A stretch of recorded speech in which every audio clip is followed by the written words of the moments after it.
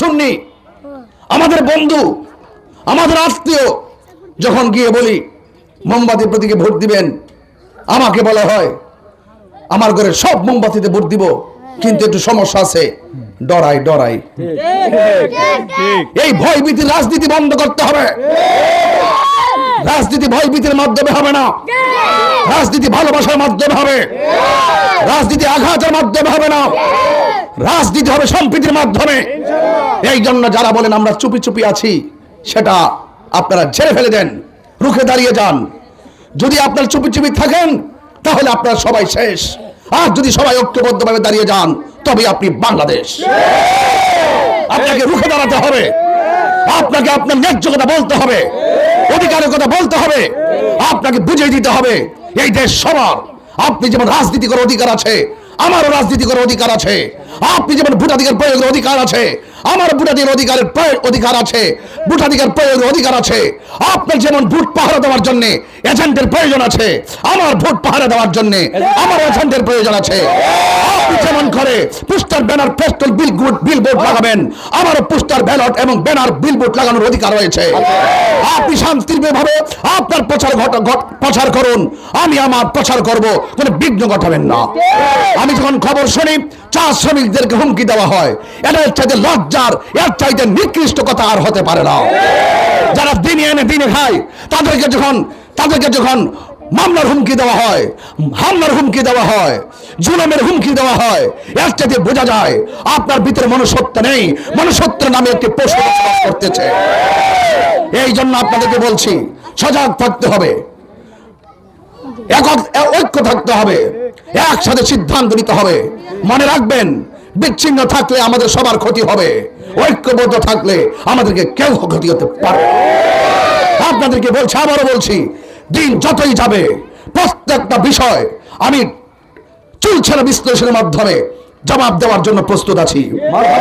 আপনাদের উপর যদি কোনো ধরনের আঘাত আসে, আপনাদের উপর যদি কোনো মামলা হয়, আপনাকে যদি গ্রেফতার করা হয়, আগে মুক্তি তারপর নির্বাচন।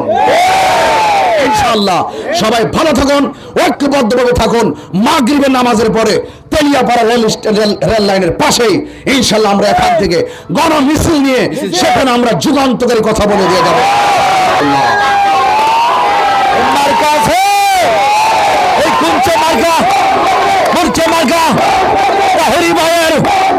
এইবারে যাবে কেড়ে, সামনে কেড়ে, পিছনে কেড়ে, এই ডানে কেড়ে, এই বামে কেড়ে, 12 তারিখ এই দেখাইয়া দাও, এই শোনাইয়া দাও, এই 12 তারিখ এই যাবে কেড়ে, এই তাহরি ভাইয়ের মোমবাতি, ওয়াসি সাহেবের মোমবাতি, ওলি আল্লাহর মার্কা ডাকি, নবী রাসূলের মার্কা ডাকি, শাহজালালের মার্কা ডাকি, শাহপরানের মার্কা ডাকি, 12 তারিখ নির্বাচনে দেখা দাও।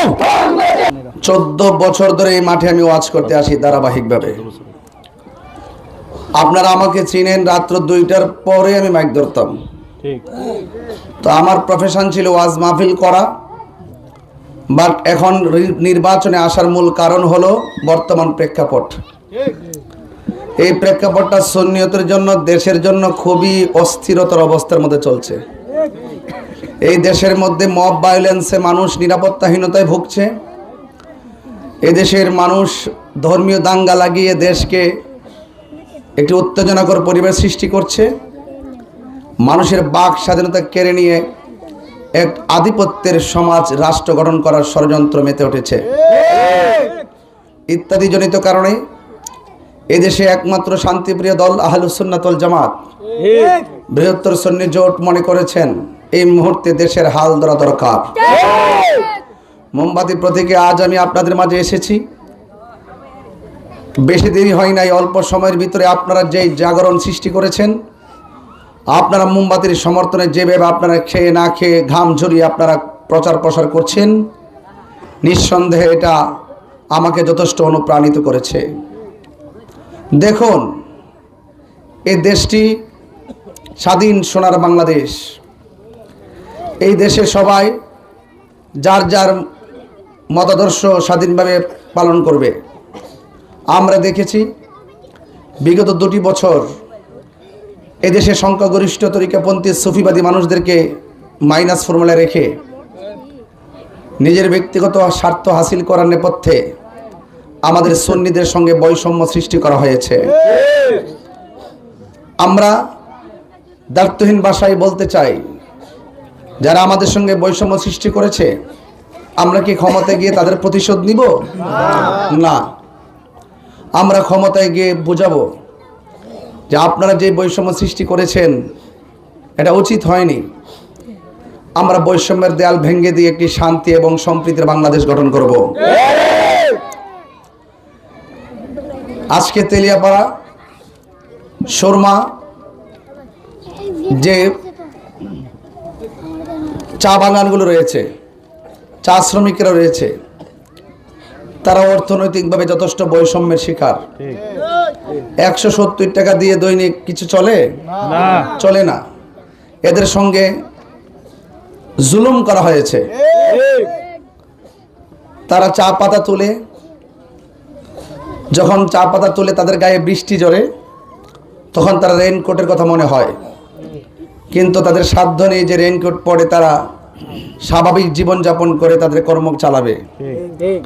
আমি কথা দিয়ে যাচ্ছি, আপনারা চা শ্রমিক যারা রয়েছেন আপনাদেরকে কথা দিয়ে যাচ্ছি, যদি আল্লাহ পাক আপনাদের দোয়া সমর্থনে এই চুনারুঘাট মাধবপুরে খেদমত করার সুযোগ দেয় আপনাদের রেইনকোটের ব্যবস্থা হবে ইনশাআল্লাহ। আমি কথা দিয়ে যাচ্ছি, শিক্ষা, স্বাস্থ্য আর অবকাঠামো উন্নয়নে চা শ্রমিকদের জন্য যা যা প্রয়োজন ইনশাআল্লাহ আমি তা করব। আর আপনারা যারা এখানে এসেছেন আপনারাও বিভিন্নভাবে বিভিন্ন আধিপত্যবাদের কবলে পড়ে অনেকে আপনাদেরকে মনে করে যে আপনারা তাদের গোলাম।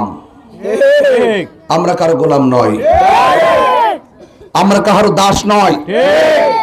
আপনাদেরকে ওই দাসত্ব আর গোলামির জিঞ্জির থেকে বেরিয়ে আসতে হবে। আপনার জন্য, আপনার অধিকারের জন্য, আপনার শান্তির জন্য, আপনার সুরক্ষার জন্য, আপনার অধিকার আদায়ের জন্য, আপনার সুবিধার জন্য, আপনার বাক স্বাধীনতা আপনাকে ফিরিয়ে দেওয়ার জন্য আমি রাজনীতিতে এসেছি।